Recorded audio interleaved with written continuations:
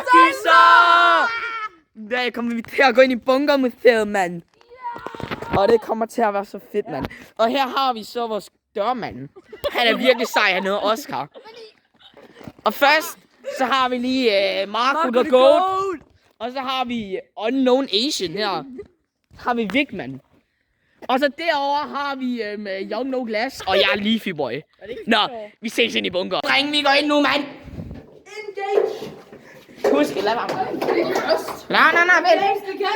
Luk døren. Sæt den i klem. Nej, ikke luk døren. Ikke luk den, og så ikke luk den. Nej, han sætter den i klem, han ved det godt. Nej, og så du løber op. Og så det bestemmer lige så lidt baglås.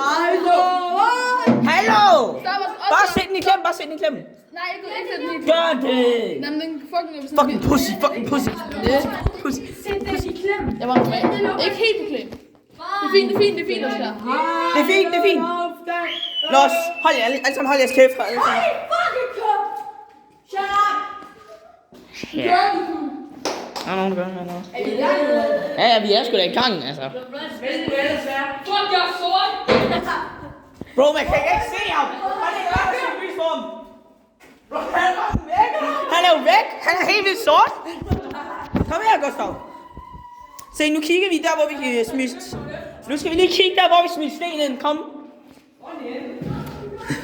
Fordi jeg kan huske, vi smider stenen ind tidligere.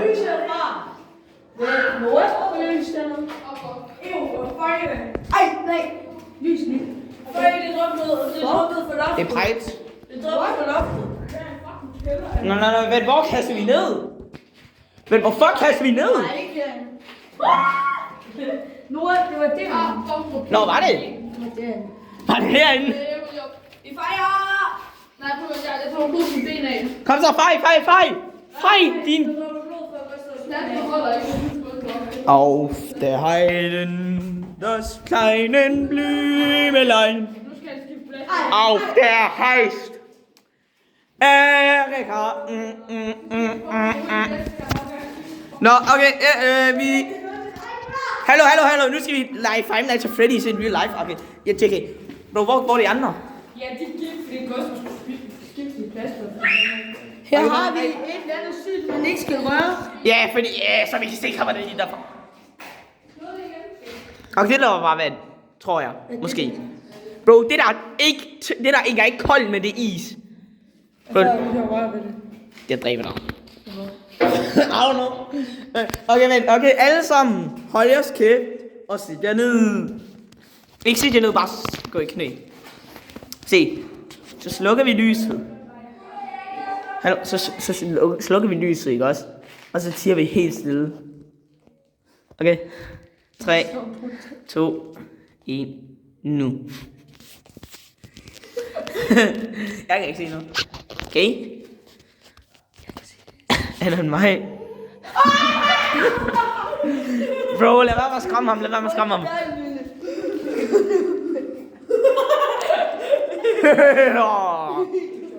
Nu mere. Jeg skal skide. Ja, nu slukker vi den i. Hehehe.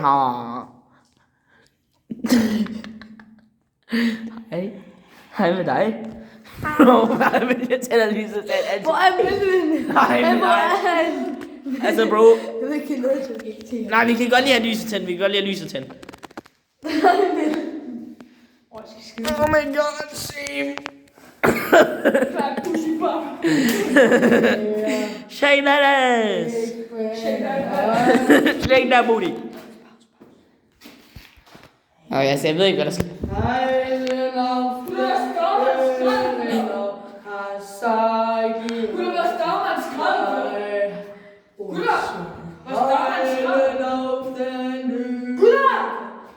Så du dørmand. Nej, så du dørmand. Men gå lige ud af vandet. Nej, bare lad det være. Den lukker ikke. Nej, bro. Okay, vent, jeg pauser. Okay, vi går ind igen, boys. Kom. Auf der Heiden, das kleinen Blümelein. Und das heißt Erika. Kom nu bare ind. Præcis. You know, Moses, babe, this is blue light. You gotta take choices. You will push if you go out, Alfredo. Go ahead and get your fucking push. Yes, Alfredo! Nej, kom ind, eller homo! You're pushing. Nej, kom bare ind, please. Ja, Det kan godt være, det drypper lidt, men det ser så brandvarmt. Jeg mangler Vigman. Nej, det er fint, vi kan bare være her. Jeg mangler lige Vigman. Nej, vi skal bare være herinde alene. Kom, jeg skal ind til lejren. Ja, vi tænder lyset. Ja, jeg har fået det her. Shut the fuck up! Nej, nu sagde de n-ord. Det kan faktisk være bandet. Hvad? Sagde de n-ord. Sagde de? Nej, du. Sorry guys, I didn't. No, yes. Jeg har en anden fra England med, så lidt. Lyst lige op. Jeg ved ikke, hvad vi laver. Okay, Det er fordi, jeg er brandvarm. det er mit hår også. Du nok do it der, Nico. Ja, sorry. Ja, det er fint. Vi You slukker got light right there. Jeg har lys. Ja, dreng, vi har lys nu. Ja, så. Det er faktisk meget godt lys her. Jamen, lad os vi går rundt med det her. Lad os gå rundt med det. Så er det noget. Vi går rundt med det her, hvis eneste lys. Det var seriøst lys. Ja. Ligesom i gamle dage, jo, så er det fucking film. Det er faktisk virkelig creepy nu. Lige til det der lys der. Sådan der. Ja. Det er dejligt. Vi går lige ind i midten af rummet. Put det den ned. Og så synger vi... Nå, jeg putter den der. Så står vi her.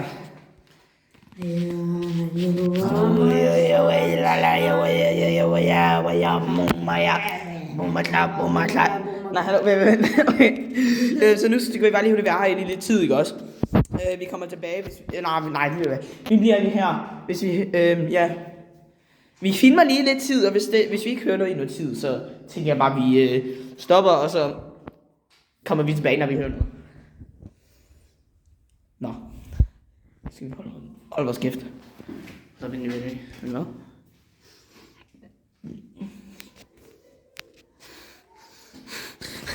Nå, det er vores eneste lys. Bomber til vest. Ohio. Nej, tjekke. Nå, vi bliver lige hurtigt den her, ikke også? Yes. Det her, det er lidt nej. Det er lidt en no-no. Okay, jeg går lige derind for at se, om det kommer. Nej, for lige at sige, at de skal tisse det her.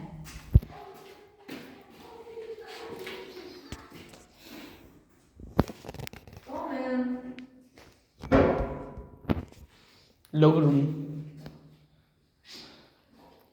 Husk bare at lukke den igen, okay?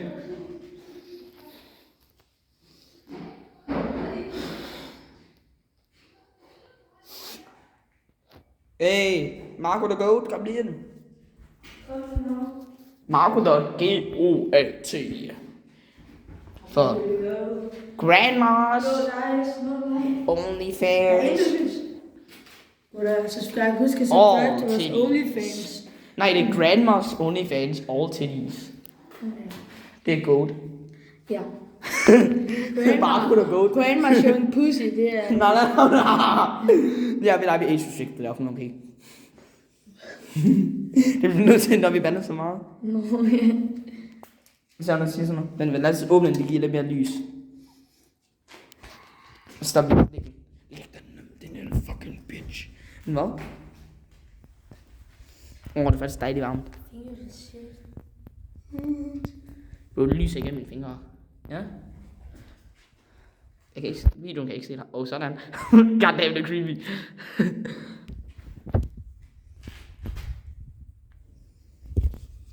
Nå, lad være.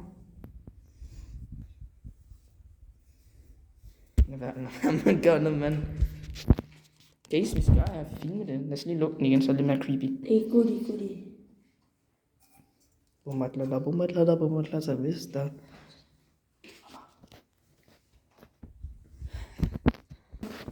Okay, så jeg tænker bare, at vi kommer tilbage, hvis vi hører noget.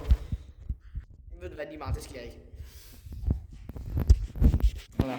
Vi venter bare lige her indtil der er gået sådan 10 minutter, tænker du ikke også? Jo, 10 minutter. Vi venter lige 10 minutter, hvis vi ikke hører noget, så pause i, og så kommer vi bare tilbage, hvis det er, vi hører noget. Hvad fanden er der noget? Lad os gå rundt. Det er en generator. Kan vi gå rundt med et lys? Kom, gå rundt og kigge. Kom med det her lys. God idé. Hey, kom ind. Nej, jeg går. Pause. Så, ja. Altså, det her, det er en generator. En generator. Altså, vi har også en lysning. Vi har også en lysning her, som I godt kan se. Jeg vil ikke, vi ikke har noget gas, så vi kan ikke bruge den. Hov, så der rammer lidt på mine bukser. Det er nu, de er våde. Så... Det er sådan... Altså, vi har et lys lige her. Jeg vil ikke have noget gas, så hvis vi havde noget gas, kunne vi sagtens bruge den. Men se, vi kan ikke noget gas, så vi kan ikke bruge den. Også. Altså, det er ret dejligt at have sådan et lys her. Vi kan godt leve det gå lidt rundt. Ja, det er lidt nøje, sådan lidt lys. Nej, vi kan godt se noget. Folk kan bare ikke se noget. Ja. Altså, lyserne. Ja, gyserne kan ikke se noget. Men det kan vi godt. Ja, det er lidt. Vi kan jo godt. Fuck. Ja, jeg kan godt se noget. Nå, lad os gå tilbage til bordet. Hvor er det rigtig så? Hvor føles som en safe place, synes du ikke også? Ja, men bare lige... Ja, det er for udenfor, men det er sådan... Det her ikke også. Det var sådan... Det var lidt nøgen i starten, nu er det faktisk bare... Ja, det er ligesom en safe place, det her. For os. Ja. Der er folk, der er blevet druknet hørnet, og... Nej, Jo. Nej, det er bare en bunker. Men der blev jo... Der var vand. Nej, men det er fordi, det har været her så lang tid. Jamen, der er nok mange folk, der døde her. Tyskere specifikt tyskere og andre folk, som angreb bunkeren, fordi... Ja. Gay. Tysker er gay. Hvad sagde du? Tysker er gay. Du er fandme ikke gay. Du er dansk. Sagde tysker. Wow. Ja, vi er tysker er gay. Ikke alle tyskere, kun nazis. Nazis er virkelig homo. Altså, Ja, imagine at være en nazi. Kunne ikke være mig. Hvis I ved, hvad jeg mener, Lewandowski lidt gay. Det er for noget, hvis du ved. Ja, faktisk. Ved du, hvad jeg mener? Nej, jeg ved ikke, hvad du mener. Lewandowski, hans fucking bedstefar, sådan noget, han er fucking Hitler. Eller sådan noget. Drakkefar? Nej, okay, nej, lige meget. Drakkefar, lige videoen var banger, er vi ikke enige? Nej. Jo, Drakkefar-videoen, det var fucking banger. Altså, det er sådan, jeg kan virkelig godt lide det her sted, for det er meget dejligt. Det er sygt nok, det er lyst, Ja. det giver. Det meste af den her video kommer bare til med den her lampe her. Okay, lad os lige ned igen. Det her, altså, prøv lige at kigge rundt om. Altså, nu spørger jeg dig, I kan ikke se kan man noget. se forskel på mit hår og lyset? Nærmest ikke. Nå, ned igen. Fordi det føles meget sikkert, når vi navner den, når den er på bordet. Ja, men altså, det han er ikke noget, selvfølgelig bare Hitler, han kom Au, med for først. helvede. Jeg tror ikke, han døde her. Vi ved ikke, hvor han døde, fordi hans krop er aldrig fundet. Det er faktisk rigtigt. Ja, hans krop er aldrig fundet. Han skudte sig selv. Han er et eller andet sted i Polen eller sådan noget. Se, det her forstår jeg ikke. Hvorfor der forlænger? Og ja, og bare lige, hvis I undrer jer, hvorfor vi er de eneste... Han fandtes åbenbart i nazi-tiderne. Hvis I undrer jer, hvorfor vi er de eneste to hernede, det er fordi alle andre, de skred bare. De pussies. De skred seriøst bare, det er fandme også irriterende. Han var en af det er fandme ikke okay. Han hed Gustav. Altså, vi har en generator her. Der løs. Og ved vi bliver fundet ud af? Jeg vil ikke tage det her. Der findes forlængerledninger i nazi-tiderne. Ja, det var faktisk... 1940 findes der forlængerledninger. Bro, hold jeres kæft, mand. Ja, jeg tror, det er samme. I tror, jeg er så skræmmende? Nej, jeg. Altså, lad være. Det er ikke sjovt. Giv mig. Nej, jeg tror ikke. Det er den her udenfor. Den er der udenfor. Nu er den. Nå, kan vi tage den med ind. Nu har vi våben. Ja. Vi er ikke bange for noget nu. Det er så snart man får våben i et videospil. Vi er ikke bange. Jo, det er godt. Vi har den her våben. Vi har de her to våben her. Så.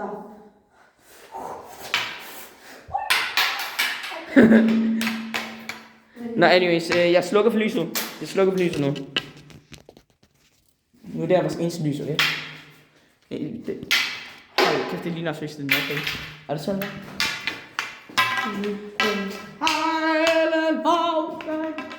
Ja, og nu må gerne være, når vi har sang, som jeg kan nok i den her video.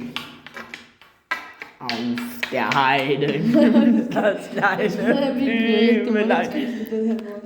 Auf der und das heißt. Jeg er lidt for noget. Richard. Nå, altså vi kan godt lide den. 4-4, if you know, you know. Og det var 1942, eller cirka der omkring, hvor de gassede jøder. Banger sang. Det var 1989, eller det var 2020. Det var 2020, eller cirka der omkring. Der er en kineser, der spiser flagermus. Okay. Nej, det var 2019, eller cirka der omkring, hvor der er en mand, der spiser flagermus. En kineser specifikt. Det var 1999, sikkert det er omkring. Kineser, de spiste hunde. Det var de mine. På et fun fact, på et tidspunkt var min mor i Kina. Hun ved ikke, at hun har spist hund. I know, right? Nej, hvorfor ser det faktisk mørkt? Bro, prøv lige at kigge igennem kameraet herude. What? Bro. Og det er faktisk pisse creepy igennem kameraet. Men det er faktisk rigtig lys der. Se der. Det så var det så. 1947, Nej, så har de kæft, mand. Da Hitler hentede. Nej, han skulle sig selv i midten af krigen. Fuck Hitler. Min far, han stoppede 2. verdenskrig. Okay. Og han var tysker. Han var også Adolf. Så i videoen ser det der pisse mørkt ud. Men i virkeligheden er det faktisk ret lyst. Sådan, men her ser det også. Det er faktisk lyst ud på videoen her. Men det er fucking mørkt. Det er faktisk mørkere her i virkeligheden, end det er på videoen. Ja, lad den være, mand. Ikke også? Hitlers sjæl. Hold din kæft.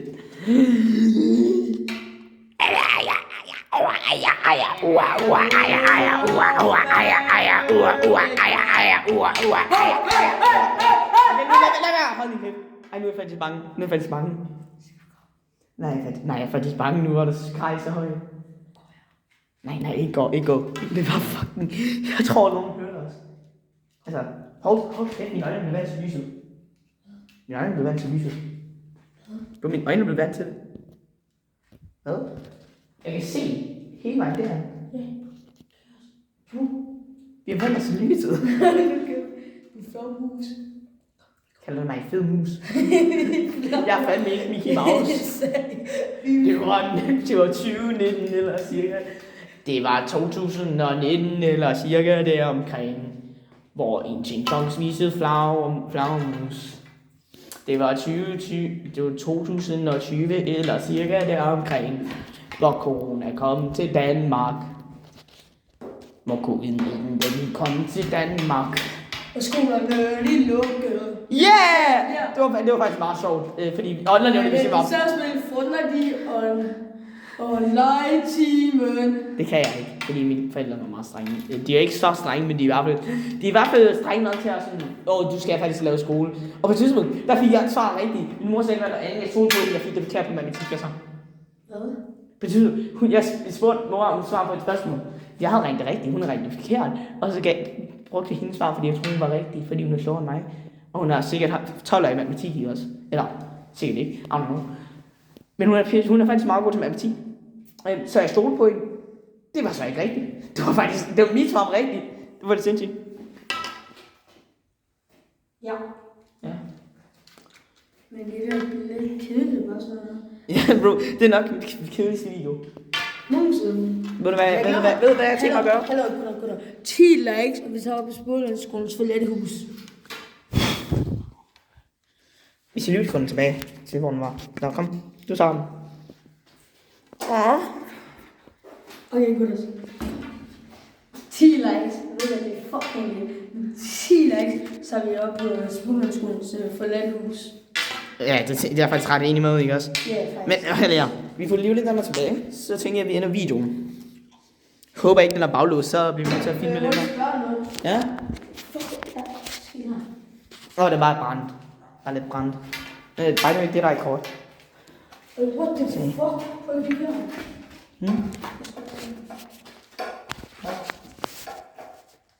I der.